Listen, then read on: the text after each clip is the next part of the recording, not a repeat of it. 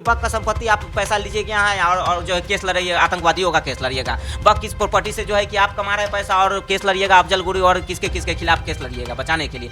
हाँ, बलात्कारियों और आतंकवादियों को बचाने के लिए आप केस लड़ेंगे, तो ऐसा थोड़ी होगा। वक्त की संपत्ति औरंगजेब बाबर दूसरे देश से थोड़ी लेके आया था, यहीं की संपत्ति है ना। राजा रजवाड़ों की संपत्ति, महाराजाओं की संपत्ति है, जो कह रहे हैं कि मुसलमानों ने दान दिया। तो मुसलमानों के पास जब इतनी संपत्ति है तो मुसलमान गरीब कैसे हो गए?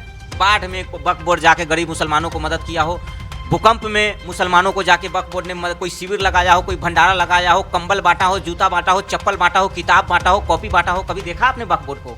नहीं। आज ओवैसी जो कहा संसद में कहा कि मैं बिल फाड़ रहा हूँ, फाड़ दिया, तो आप बिल फाड़ दीजिए, फेंक दीजिए, उससे कोई फर्क नहीं पड़ना है, क्योंकि देश की गद्दी पे जो बैठा है वो राजा ईमानदार है। जो गृह मंत्री की भावना है कि उनकी इच्छा शक्ति और देश के विकास के लिए है, आपको कानून मानना पड़ेगा, चाहे आप हंस के मानिए या रो के मानिए। ओवैसी जी की मानसिकता तो ऐसी लगती है कि पाकिस्तान वाली मानसिकता है। ओवैसी और तमाम जो विपक्ष के नेता है, इनकी मानसिकता में पाकिस्तान की बदबू आती है, बंटवारे की बदबू आती है। ये तोड़ने की बात कर रहे हैं, ये जो बातें हैं ना, ये तोड़ने वाली बातें हैं। एक तरफ जो मुसलमान हैं उनको संविधान से कोई लेना देना नहीं है, देश के विकास से कोई लेना देना नहीं, उनको सिर्फ और सिर्फ अपने धर्म से लेना देना है। उनके धर्म के सामने वो किसी को नहीं मानते। आज जो स्थिति है गरीब मुसलमानों की, पिछले 70 साल से देश में अगर कुछ नहीं बदला है तो गरीब मुसलमानों का हालात नहीं बदला है। इस पे किसी ने ध्यान दिया? किसी ने ध्यान दिया इस पे? किसी ने नहीं ध्यान दिया। 70 साल से सिर्फ मुसलमानों का शोषण हुआ है, चाहे वो इंडी अलायंस के एक एक घटल तक इसके जिम्मेदार है। मैं एक व्यक्ति विशेष की बात नहीं कर रहा हूँ, एक पार्टी की बात नहीं कर रहा हूँ। आज मुसलमानों को का जो स्थिति है देश में, आज उनकी जो साक्षरता दर है, आज उनके समुदाय में गिने चुने पढ़े लिखे लोग हैं, गिने चुने। आज आप चले जाइए, आपको बहुत कम आईएएस मिलेंगे मुसलमान, आईपीएस कम मिलेंगे, डॉक्टर कम मिलेंगे, इंजीनियर कम मिलेंगे, बड़े बड़े अफसर कम मिलेंगे मुसलमान। क्यों? क्या कारण रहा कि पिछले 70 साल में देश आज़ाद हुआ और देश का हर एक नागरिक आगे बढ़ा, समाज आगे बढ़ा, हर एक समुदाय का लोग आज जो है कि आदिवासी पिछड़े थे, जंगलों में रहते थे, वो मुख्यधारा से जुड़ गए, लेकिन मुसलमान पीछे रह गए। इसका कौन जिम्मेदार है? ये तमाम इंडी अलायंस जिम्मेदार है, जिन्होंने इनका शोषण किया, इनका वोट लिया है। विपक्ष तो ये कह रहा है कि जो एनडीए के गठबंधन ने जो वोट किया है वो तो ईडी के डर से वोट कर दिया है। भाई साहब, ईडी और सीबीआई की इसमें कोई बात ही नहीं है। जो विपक्ष ने ये आभास किया है कि भाई साहब अब वो वक्त आ गया है कि गरीब मुसलमानों को उसका हक मिलना चाहिए। आज वक्फ बोर्ड जिस तरह से मनमानी कर रहा था पिछले 70 साल से, उसको खुली छूट दे दी गई थी कि आप कहीं भी जाइए, किसी के संपत्ति पे आप जो है दावा कर दीजिए और कब्जा कर लीजिए। उसका ना तो सुनवाई किसी न्यायालय में होगा, ना उसके खिलाफ कोई FIR दर्ज होगा, ना हाई कोर्ट में, ना सुप्रीम कोर्ट, ना डिस्ट्रिक्ट कोर्ट में सुनवाई होगा। और जो पीड़ित परिवार है, पीड़ित परिवार कोई हिंदू नहीं है। वक्फ बोर्ड में जिसके ज़मीन पे कब्जा किए हैं ज़्यादातर गरीब मुसलमान भी है, उसमें क्रिश्चियन भी है, सिख भी है, ईसाई भी है, तमाम जाति धर्म के लोग हैं। हिंदू नहीं है, कोई ब्राह्मण नहीं है वक्फ बोर्ड से पीड़ित। जो ब्राह्मण की चिंता मोदी जी को हुई है, कोई ठाकुर और बनिया नहीं है पीड़ित वक्फ बोर्ड से। वक्फ बोर्ड से पीड़ित, प्रताड़ित हर एक समाज, हर एक धर्म में है। तब जाके मोदी जी ने यह फैसला लिया है कि वक्फ बोर्ड में संशोधन होना चाहिए, और इसमें मुसलमानों की मस्जिद छीनने की कोई बात ही नहीं है। कह रहे हैं ना कि हम आपकी मस्जिद आपसे छीन ली जाएगी, कब्रिस्तान आपसे छीन लिया जाएगा, दरगाह आपसे छीन लिया जाएगा। अगर मोदी जी की मानसिकता अगर मस्जिद छीनने की रहती, कब्रिस्तान छीनने की रहती, तो मोदी जी ईद में गरीब मुसलमानों के लिए ईदी नहीं भेजते। सौगाते मोदी भेज रहे हैं कि गरीब मुसलमान जो है वो खुशियों से ईद मनाए। आम आदमी पार्टी के नेता है संजय झा, अब वो कह रहे हैं कि अभी मस्जिद आपसे छीनी जाएगी, इसके बाद गुरुद्वारे का नंबर है, फिर चर्च का नंबर है, फिर मंदिरों का नंबर आएगा, ये सरकार किसी की नहीं है। संजय झा को अपने गिरबान में झांक कर देखना चाहिए भाई साहब। यही मोदी जी है जो कॉरिडोर खुलवाने वाले, बरसों से बंद था, जो तीर्थ स्थान है हमारे सिख भाई। नंबर आएगा क्या भाई साहब? अगला नंबर किसका आएगा? अगला नंबर वक्फ बोर्ड का तो हो गया काम, अगला नंबर NRC का है, ये तो मैं कंफर्म बता सकता हूँ। CA और NRC का है। लेकिन जो जिस तरह से गरीब मुसलमानों को भड़काने का काम कर रहे हैं, ये नहीं होगा। गरीब मुसलमान जाग चुके हैं, अब गरीब मुसलमान पत्थर नहीं चलाएंगे। अब गरीब मुसलमान हक मांगेंगे वक्फ बोर्ड से, आज जो वर्षों से आपने कभी देखा है कि देश में कहीं कोई प्राकृतिक आपदा आई हो और वक्फ बोर्ड ने किसी को मदद किया हो? बाढ़ में वक्फ बोर्ड जाके गरीब मुसलमानों को मदद किया हो, भूकंप में मुसलमानों को जाके वक्फ बोर्ड ने कोई शिविर लगाया हो, कोई भंडारा लगाया हो, कंबल बांटा हो, जूता बांटा हो, चप्पल बांटा हो, किताब बांटा हो, कॉपी बांटा हो? कभी देखा आपने वक्फ बोर्ड को? नहीं, क्योंकि वक्फ बोर्ड की जो मानसिकता है वो सिर्फ और सिर्फ गरीब मुसलमानों का हक छीन रहा है, जो देश की साधन संसाधन, जो महंगी महंगी प्रॉपर्टी है उस पर कब्जा कर रहा है, और उसका जो इनकम है, जो आय है, वो इंडिया अलायंस के तमाम जो आज पार्टियां चिल्ला रही है, जो सड़कों पे उतरने की बात कर रही है ना, वक्फ बोर्ड से मोटी कमाई इन तमाम पार्टियों को जाती है। मैं दावे के साथ कह सकता हूँ पिछले 70 साल से वक्फ बोर्ड की जो काली कमाई है वो कांग्रेस पार्टी खा रही है, वो समाजवादी पार्टी खा रही है, आरजेडी पार्टी खा रही है, ममता दीदी खा रही हैं। तभी इनको आज दर्द हो रहा है, तभी दर्द हो रहा है कि वक्फ बोर्ड में अमेंडमेंट हो गया, अब इसका ऑडिट होगा सरकार के देख रेख में, इसका इनकम, इसके खर्चे, इसकी क्या क्या A to Z जो सरकार की नज़र में रहेगा। अब तो ये नहीं खा पाएंगे काली कमाई। मुसलमान सपोर्ट कर रहा है क्या इस बिल को? मुसलमान सपोर्ट कर रहा है, मुसलमान तो खुशियाँ मना रहा है, मुसलमान मिठाइयाँ बांट रहा है। मुसलमान जितनी आज मुसलमानों को खुशी है वक्फ बोर्ड में अमेंडमेंट होने से, आज वो मुसलमान से जाके पूछिए कि भाई साहब आपको कितनी खुशी है। आज मुसलमान अपनी खुशियों को बयान नहीं कर पा रहा है। ये बरसों से वक्फ बोर्ड ने गरीब मुसलमानों को, आज कभी देखा आपने कि ओवैसी कह रहे हैं कि वही मुसलमान खुश है जो पैसा लेकर के बोल रहे हैं।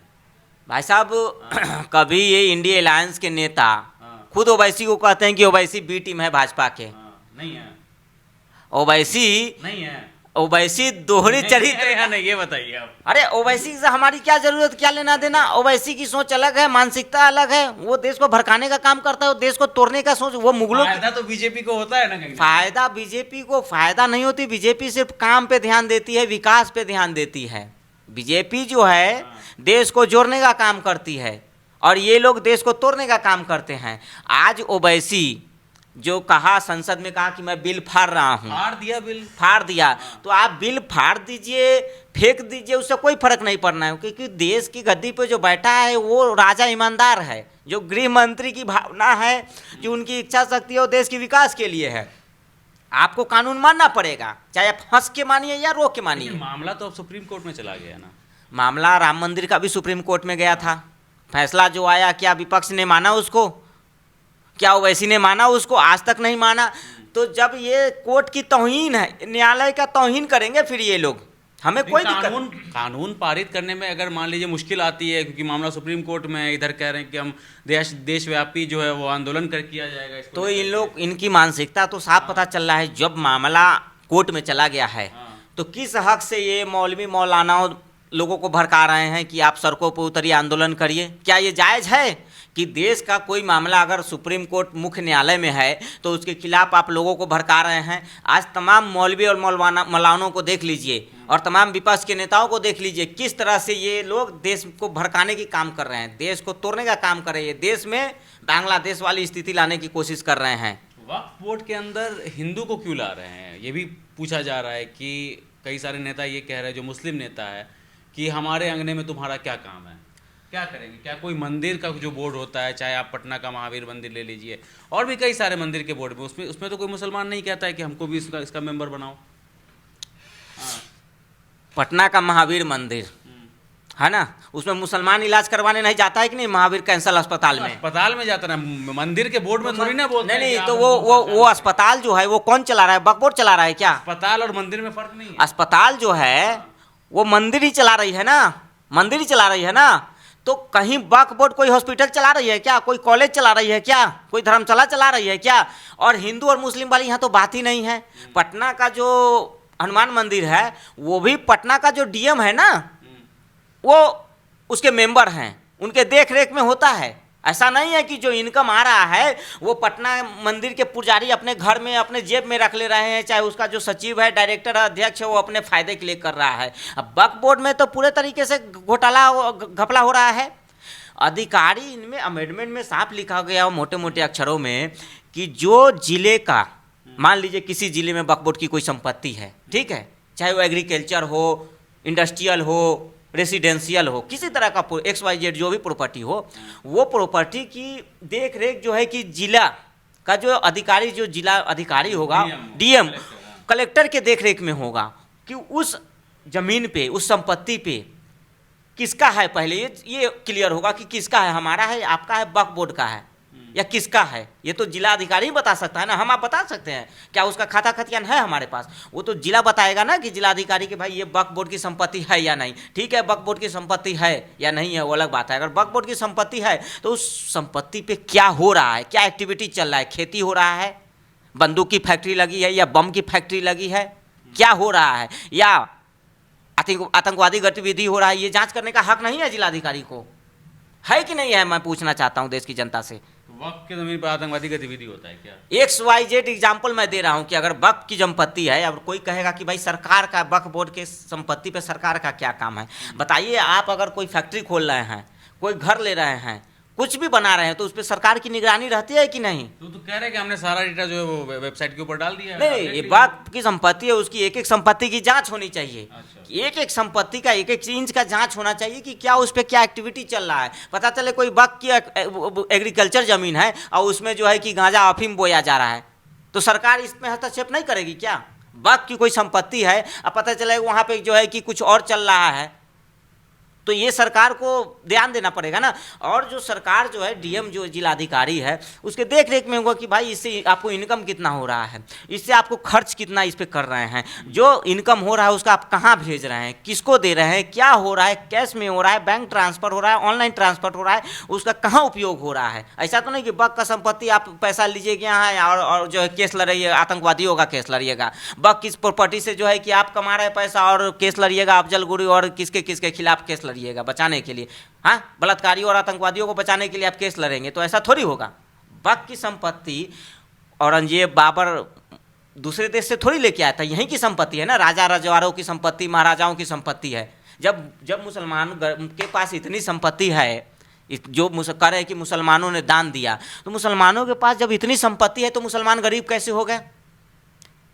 गरीब कैसे हो गए बताइए? अल्पसंख्यक कैसे हो गए? 20 करोड़ हो गए, फिर भी कह रहे हैं कि अल्पसंख्यक है। आपके पास करोड़ों की जमीन जायदाद है, आप दान में दे रहे हैं, फिर भी कह रहे हैं कि हमें राशन चाहिए मोदी जी से, हमें घर चाहिए, हमें शौचालय चाहिए, हमें सारा सुविधा चाहिए मोदी जी से, और आप अपनी जमीन वक्फ को दान करेंगे। ये तो नहीं होगा ना, ये तो दोहरी मानसिकता वाली बात होगी। ये भी बोलेंगे ना कि शौचालय और जो भी लोग मांग रहे हैं, या जो ये सारी योजनाएं तो सरकार की है। हाँ। मोदी जी जेब से पैसा थोड़ी ना दे रहे हैं। तो इतना 70 साल से कहाँ से सरकार कहाँ दे रही? 70 साल से देश जो है कि खुले में हगता रहा, देश शौचालय खुले में जाता रहा, और आज ये मोदी जी की देन है कि आप फ्री में खा रहे हैं, घर में 5 किलो राशन लाके, और घर में हग रहे हैं। बारिश होती थी तो लोग हगने नहीं जाते थे बाहर, कि बारिश में कैसे जाए, धूप में डर से हगने नहीं जाते, धूप है कैसे धूप में हगने जाए। आज ये मोदी जी की देन है कि घर में तमाम लोगों के शौचालय, वही लोग विरोध कर रहे हैं। ये वक्त था जब देश के लोग 10 रुपया वाला कूपन घसते थे और 7 रुपया मिलता था, 3 रुपया कहाँ जाता था हर कूपन पे?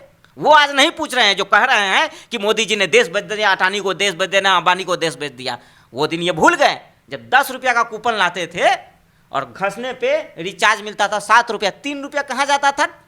3 रुपया किसके जेब में जाता था? ये जवाब देना होगा, देश की जनता को जानना होगा। डेटा तो अभी भी महंगा है साहब। डेटा 300 रुपया में आप पूरे दिन जो है कि रील देख रहे हैं, यूट्यूब चला रहे हैं, क्या क्या देख रहे हैं, मोदी जी को गाली भी दे रहे हैं, मोदी जी की मतलब डेटा भी चला रहे हैं 300 में। ये मोदी जी की देन नहीं तो किसकी देन है? आज 4G 5G चला रहे हैं, 2G आया तक घोटाला हो गया। तो भी तो कहा जा रहा BSNL को बर्बाद कर दिया, सरकार चाहती तो बचा सकती थी। तो आप चलाइए BSNL, आपको किसने मना किया है? BSNL चला रहे थे पिछले 70 साल से ना। इनकमिंग का भी लगता था 1 रुपया, आउट गोइंग का भी लगता था। वो दिन भूल गए आप? BSNL चला रहे थे ना आप, वो दिन भूल गए। चीज़ भी अच्छा चाहिए और पैसा भी नहीं खर्चा होना चाहिए। 300 में आप जो है कि दिन रात डाटा चला रहे हैं, मोदी जी को गलिया भी रहे हैं, अंबानी को गटिया रहे हैं, अडानी को गलिया रहे हैं, 5G चला रहे हैं, देश 5G में पहुंच गया।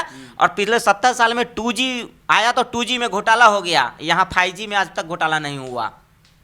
हाँ, तो ये स्थिति है देश की, देश बदल गया है, लेकिन ये विपक्ष को हजम नहीं हो रहा है। तो जेडीयू से काहे के लिए फिर दे रहे हैं लोग इस्तीफा? मुसलमान लोग छोड़ रहा है पार्टी। तो यही तो बात समझने की। देखिए, एक तरफ जो मुसलमान हैं उनको संविधान से कोई लेना देना नहीं है, देश के विकास से कोई लेना देना नहीं, उनको सिर्फ और सिर्फ अपने धर्म से लेना देना है। उनके धर्म के सामने वो किसी को नहीं मानते। आज ये हिंदुओं को सोचना होगा, समझना होगा कि हम यादव हैं तो हम कहते हैं कि हम यादव हैं तो हम समाजवादी हो गए, हम यादव हैं तो हम समाजवादी हो गए, हम भाजपा के विरोध है। लेकिन एक मुसलमान हमेशा अपने धर्म को समर्थन करता है, उसके लिए महंगाई बेरोजगारी कोई लेना देना नहीं। कभी आपने सुना किसी मुसलमान को महंगाई के लिए आवाज़ उठाते हुए, बेरोजगारी के लिए आवाज़ उठाते हुए? क्योंकि वो जानते हैं कि महंगाई और बेरोजगारी सिर्फ हिंदुओं को बांटने के लिए है।